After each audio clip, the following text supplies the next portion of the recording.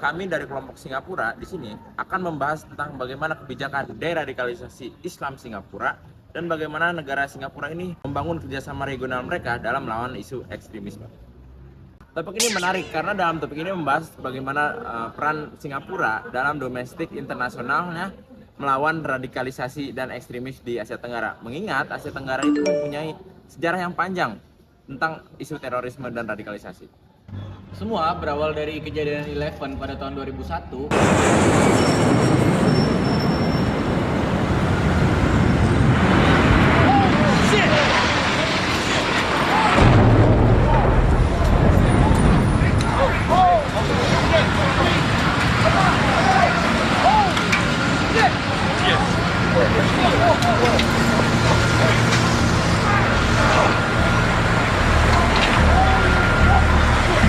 Yang mengubah banyak negara termasuk Singapura. Yang tidak lama setelah itu, Singapura menangkap jemaah Islamiyah di Singapura yang berafiliasi dengan Al-Qaeda yang mereka dianggap sebagai kelompok ekstremis.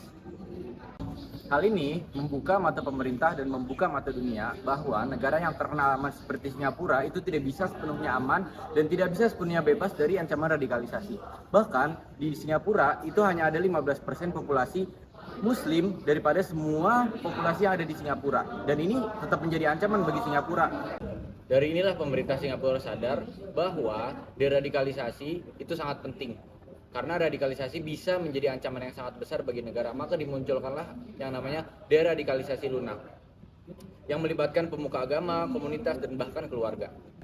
Selain menahan pelaku teror, Singapura juga membuat Religious Rehabilitation Group atau RRG pada tahun 2003 yang berisi para ulama dan cendekiawan muslim yang berguna untuk merehabilitasi pelaku-pelaku teror ini agar bisa lebih baik di kemudian harinya dan mencegah aksi terorisme selanjutnya. Model ini unik karena melibatkan tokoh muslim dalam mendekonstruksi narasi ekstrim. Jadi, bukan pemerintah yang menggurui tentang Islam, tetapi ulama lokal yang paham akan konteks dan dipercaya oleh komunitas. RRG menyampaikan bahwa ideologi kekerasan itu bukan bagian dari ajaran Islam.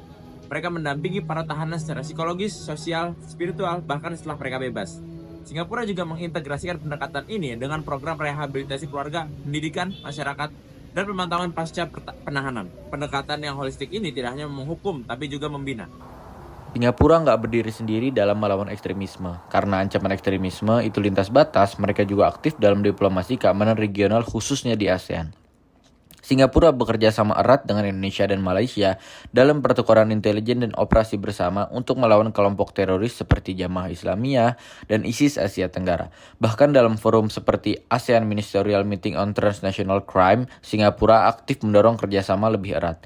Dalam konteks hubungan internasional, Singapura memainkan peran sebagai hubungan keamanan regional yang menawarkan pelatihan, berbagai teknologi, dan bahkan mendukung moderasi Islam di kawasan lewat dialog antaragama dan forum regional.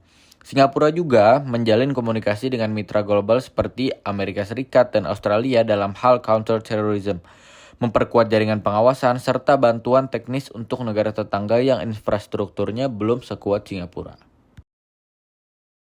Lalu, apa solusi jangka panjang dari Singapura? Pertama, model Singapura ini bisa jadi inspirasi untuk negara-negara lain, yakni pendekatan yang dinamakan whole of society, yang menggandeng komunitas muslim, bukan memusuhi mereka.